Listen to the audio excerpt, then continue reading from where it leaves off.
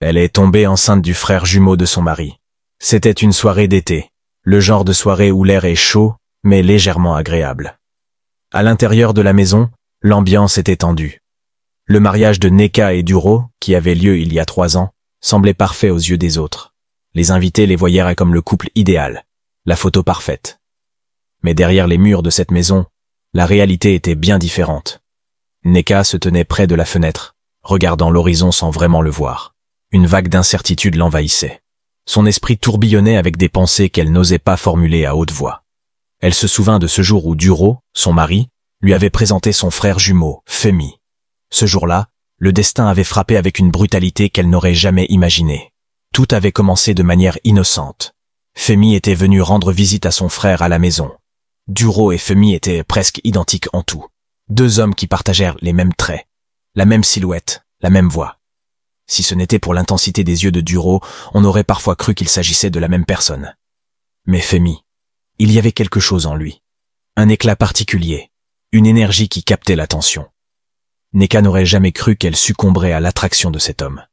Duro, bien qu'affectueux et attentionné, n'était pas toujours présent. Son travail l'éloignait souvent de la maison. Femi, lui, avait cette manière de la regarder, de lui parler avec une telle douceur qu'elle se laissa peu à peu emporter. C'était lors d'une soirée comme celle-ci, après un dîner où Duro avait passé la majeure partie de la soirée au téléphone, que Femi s'était approché d'elle. Il avait cette façon de lui tenir le regard, de faire passer un message silencieux. Ce soir-là, le monde extérieur n'existait plus. Les mains de Femi se posèrent sur ses épaules avec une douceur étrange, et avant qu'elle ne puisse réaliser ce qui se passait, il l'embrassa. Cela s'était passé si vite. Une impulsion, un instant d'égarement. Mais la culpabilité la rongea dès que leurs lèvres se séparèrent.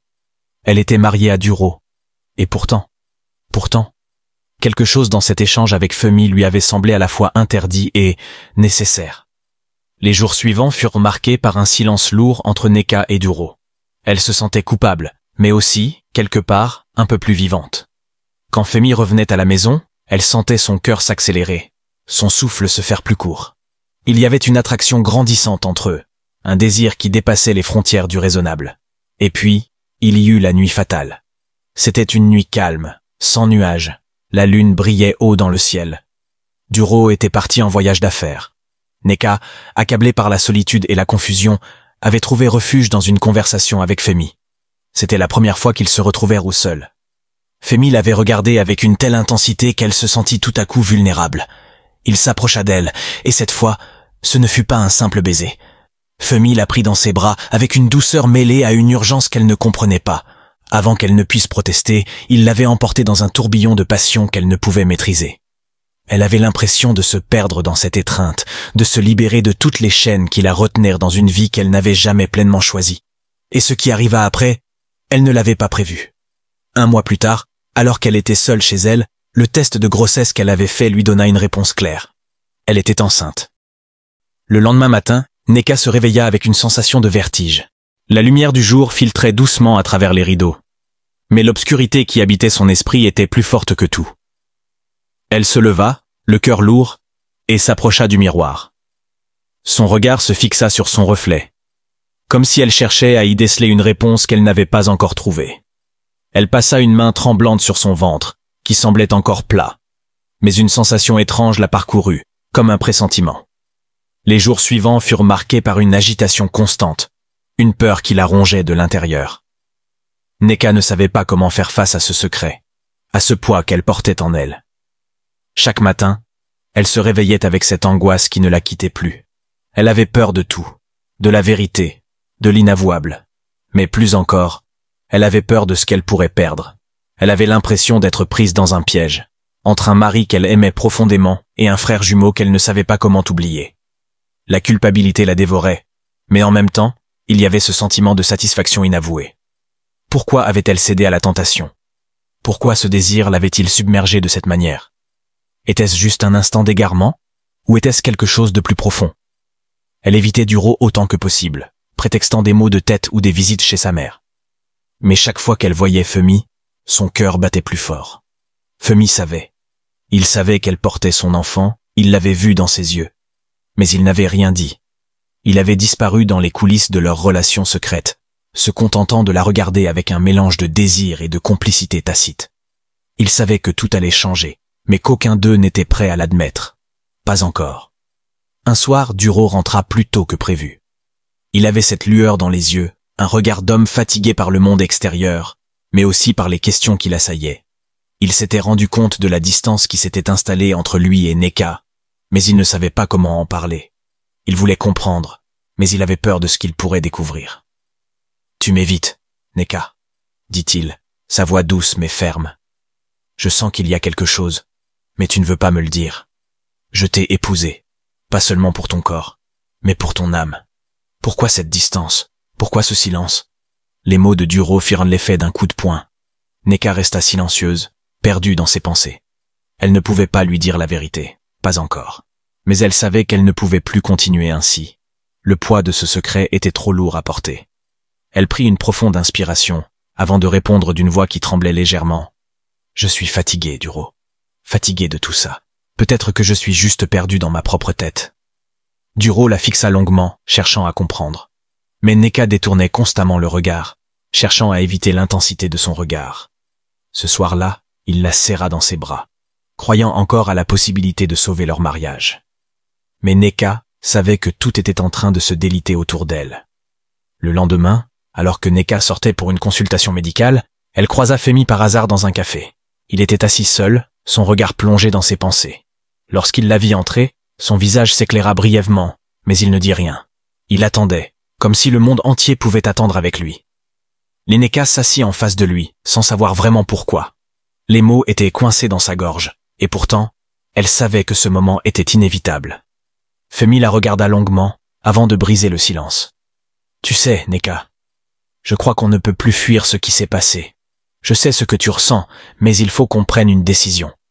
Ce n'est pas juste pour toi, ce n'est pas juste pour Duro, mais il faut qu'on parle de ce bébé. » Le mot « bébé » la fit frémir, et Neka détourna le regard, les larmes menaçant de jaillir. Pourquoi tout cela devait-il être aussi compliqué? Pourquoi cet amour interdit, cette folie entre eux? « Je ne sais pas ce que je dois faire, Femi, » murmura-t-elle, presque inaudible. « Je suis perdue, je suis complètement perdue. » Il posa doucement sa main sur la sienne, avec une tendresse qu'elle n'avait pas imaginée. « Tu n'es pas seule, Neka. Je serai là pour toi, quoi qu'il arrive.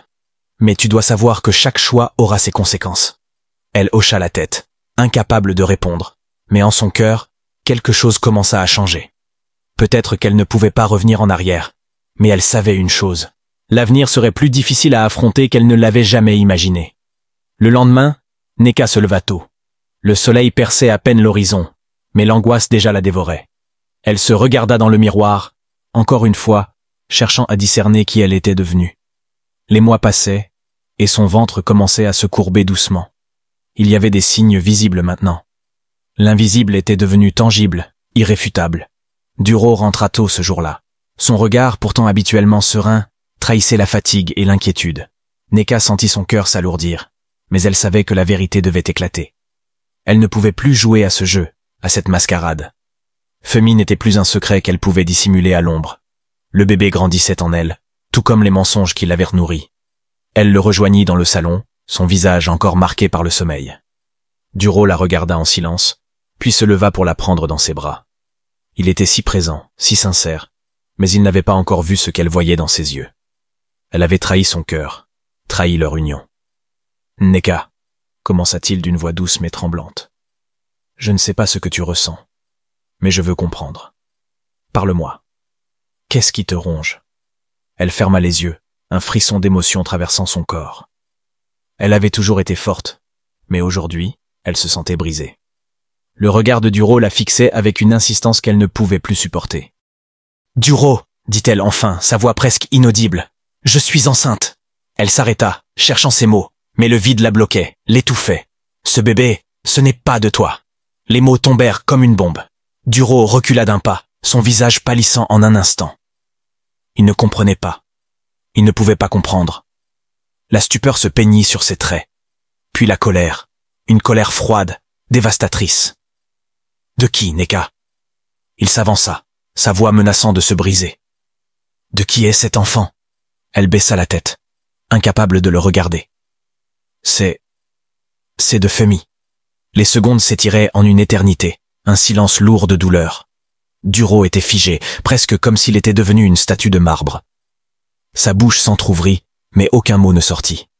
Puis, d'un geste presque imperceptible, il s'éloigna, les mains tremblantes, et s'assit lourdement sur le canapé. Pourquoi? La question était simple, mais terriblement profonde. Pourquoi m'as-tu trahi, Neka? Après tout ce que nous avons vécu, tout ce que nous avons construit ensemble, pourquoi, Femi? Elle s'effondra sur une chaise voisine, les larmes coulant librement, emportant toute la façade qu'elle avait construite. Je ne sais pas, Duro. Je ne sais pas, Femi. Il m'a touché d'une manière que tu ne pouvais pas. Il a vu mes failles, mes faiblesses, et j'ai cru que je pouvais fuir ce vide, cette douleur. Mais je me suis perdu, Duro. Je me suis tellement perdu. Il la regarda avec une tristesse infinie, ses yeux remplis d'un mélange de douleur, de trahison et d'incompréhension. Alors tout ça, c'était un jeu pour toi? Elle secoua la tête, désespérée. Non, ce n'était pas un jeu. Ce n'était pas censé arriver. Mais ça s'est passé. Et je ne sais pas comment réparer ce qui est brisé. Tout est foutu, Duro.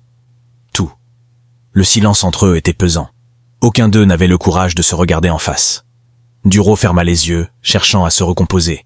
Mais rien ne pouvait effacer ce qu'il venait d'apprendre. À ce moment-là, Femi entra dans la maison, sans prévenir. Il avait senti que c'était le moment. Peut-être avait-il vu un signe, un pressentiment, ou peut-être se croyait-il assez proche de Neka pour tout accepter sans poser de questions. Mais quand il vit Duro dans le salon, le visage marqué par l'indicible douleur, il comprit tout. « Tu savais ?» Duro s'écria, sa voix rauque, presque cassée. « Tu savais que c'était mon frère, et tu as quand même osé !» Osez! Femi baissa la tête, se sentant soudain plus petit, plus vulnérable que jamais. Je savais, Duro, mais je ne pouvais pas m'empêcher de la désirer. Je l'aime aussi, d'une manière que je ne peux pas expliquer. Neka se leva alors, ses jambes faibles, tremblantes. Il ne faut pas que vous vous haïssiez. Ce bébé, il n'est pas un symbole de trahison.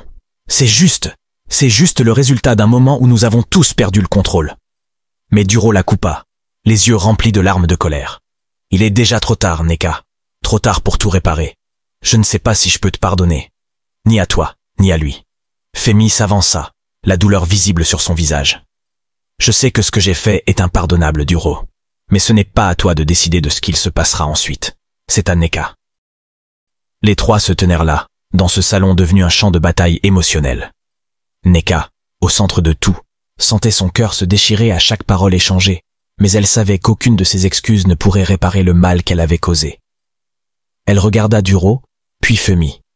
Le poids de la vérité était bien plus lourd que tout ce qu'elle avait imaginé. La décision qui s'imposait ne dépendait pas d'elle seule, mais de tout ce qu'ils avaient partagé. Tout allait changer. Les jours qui suivirent furent marqués par le silence. Une sorte de trêve où chacun d'eux semblait se retirer dans un coin sombre de son esprit, comme si, en attendant, le temps pouvait effacer une partie de la douleur. Mais le temps ne guérit pas tout, il n'efface pas l'infini de la trahison. Il transforme, il adoucit, mais ne répare pas ce qui est brisé au plus profond de soi. Duro n'était plus le même. Il s'éloignait lentement de Neka. Il ne la regardait plus de la même manière, il ne la gérait plus. Comme si, en apprenant la vérité, il avait vu derrière elle un masque qu'il ne pouvait plus ignorer. La maison était remplie d'un vide palpable, un vide que Neka n'avait jamais ressenti auparavant. Femi, quant à lui, restait distant, comme un spectre, toujours là, mais toujours absent. Il n'osait pas intervenir dans la relation fragile qui restait entre Duro et Neka, il savait que sa présence ne ferait qu'ajouter à la tension. Neka se retrouva seule avec ses pensées, seule avec le bébé qui grandissait en elle. Elle n'avait pas eu le courage de le dire à Duro de manière plus explicite, mais elle sentait qu'il le savait. Chaque matin, elle se réveillait avec l'idée qu'il pouvait la quitter à tout moment, que tout était déjà perdu. Elle savait que Duro n'accepterait jamais ce bébé, qu'il ne pourrait jamais oublier la trahison. Puis vint un jour où, dans un élan de détermination, elle décida de mettre un terme à la confusion qui régnait dans sa vie. Elle avait souffert en silence trop longtemps. C'était le moment de faire face à la réalité. Elle appela Femi et lui dit qu'ils devait reparler. Quand il arriva chez elle, Femi semblait aussi nerveux qu'elle. Leurs yeux se croisèrent un instant, et dans ce regard, il y avait cette vieille complicité, mais aussi la douleur d'un amour non avoué, d'une situation qui échappait à leur contrôle. « Neka !» commença-t-il d'une voix basse. « Je sais que tout est cassé, Mais je ne peux pas vivre dans l'incertitude. Ni toi, ni Duro. Il faut que tu prennes une décision. Neka baissa les yeux, le poids de ses choix pesant sur elle comme une montagne. Je sais, Femi. Je sais. Mais je suis perdu. Je suis perdu entre mon amour pour Duro et ce que j'ai fait avec toi. Entre mon rôle de femme, de mère, et ce que je ressens pour toi. Ce n'est pas juste. Ni pour l'un, ni pour l'autre. Femi la regarda longuement, une tendresse infinie dans ses yeux. Tu dois choisir ce que tu veux, Neka. Ce bébé, c'est une part de toi, et une part de nous deux. Tu dois accepter que quoi qu'il arrive, il portera le poids de notre erreur, mais il faut que tu le fasses, pour toi, pour Duro, pour l'enfant. Sinon, tu continueras à te perdre. Neka se dirigeant vers la fenêtre en touchant son ventre. Le ciel était gris ce jour-là, et la pluie commençait à tomber doucement, comme une métaphore de l'état de son cœur. Je ne peux pas perdre Duro, Femi. Je ne peux pas vivre sans lui. Mais je ne peux pas non plus renier cet enfant, ce que j'ai fait. Je suis partagé entre deux mondes, et je n'ai plus la force de lutter. Le silence s'installa entre eux, lourd et oppressant. Puis, dans un soupir, Neka se tourna vers Femi. Il faut que je parle à Duro. Il a droit de savoir. Il a droit de choisir ce qu'il veut faire. Femi hocha la tête, sa propre douleur évidente dans ses yeux. Tu fais ce que tu penses être juste, Neka. Mais sache que, quoi que tu choisisses, ce ne sera pas facile. Les jours suivants furent une succession de moments où Neka se retrouva à poser et reposer la même question à elle-même. Que faire? Mais à chaque fois, la réponse était la même. Elle savait qu'il était trop tard pour revenir en arrière. Elle savait aussi que, malgré la trahison, elle aimait toujours Duro. Elle finit par le retrouver dans le salon, où il semblait l'attendre, le regard lourd de 1000 non-dits. Il ne la regarda pas immédiatement, mais lorsqu'il leva les yeux vers elle, il y avait une lueur différente, une sorte de calme tragique. « Duro, dit-elle doucement, s'approchant de lui, je ne peux pas effacer ce qui s'est passé, mais je ne peux pas non plus le nier. Ce bébé, il est à nous deux, et je suis prête à assumer tout ce que cela implique. » Il la fixa longuement, cherchant à sonder son âme, cherchant à comprendre si ce qu'il entendait était la vérité. Il n'y avait plus de place pour les mensonges. « Et toi, Neka, que veux-tu vraiment ?» Elle se pinça les lèvres, une larme s'échappant sans qu'elle ne puisse l'arrêter. « Je veux qu'on répare ce qu'on a brisé. Je veux qu'on trouve une manière de reconstruire. Je ne peux pas tout effacer, mais je veux essayer. » Duro resta silencieux un long moment, ses yeux devenus sombres, remplis de larmes qu'il ne laissa pas couler. Finalement, il se leva et s'approcha d'elle. « C'est dur, Neka. Mais je ne peux pas te haïr. Pas complètement. Peut-être qu'un jour, je pourrai te pardonner. Peut-être qu'un jour, ce bébé sera ce qui nous sauvera tous les deux. » Neka sentit son cœur se déchirer encore un peu plus, mais cette fois, il y avait un fil ténu d'espoir. Peut-être pas tout réparer, mais au moins, peut-être retrouver un semblant de paix. Femi, qui avait observé la scène à distance, comprit alors que c'était fini. Ils allaient essayer, tous les trois, de reconstruire quelque chose. Mais il savait que son propre rôle dans cette histoire était terminé. Il se dirigea doucement, sans bruit, vers la porte. « Je vous laisse », murmura-t-il, et sans un regard en arrière, il disparut de leur vie. Il savait que c'était le seul acte d'amour qu'il pouvait offrir à Neka maintenant. Les mois passèrent, le ventre de Neka grossissant à mesure qu'elle tentait de retrouver un équilibre fragile avec Duro. Leurs regards se croisèrent souvent, mais il n'y avait plus de haine, juste une douleur partagée, une sorte de renouveau qui se construisait lentement, malgré les cicatrices. Le bébé vint au monde, un petit garçon qui, d'une certaine manière, apporta un souffle d'espoir dans cette maison brisée. Mais la vérité demeurait. Rien ne pouvait effacer ce qui s'était passé. Rien ne pourrait jamais ramener ce qu'ils avaient reperdu. Pourtant, Neka savait que tant qu'ils restaient ensemble, ils avaient encore une chance de guérir, de comprendre qu'ils avaient, d'une manière tragique, trouvé une forme de rédemption.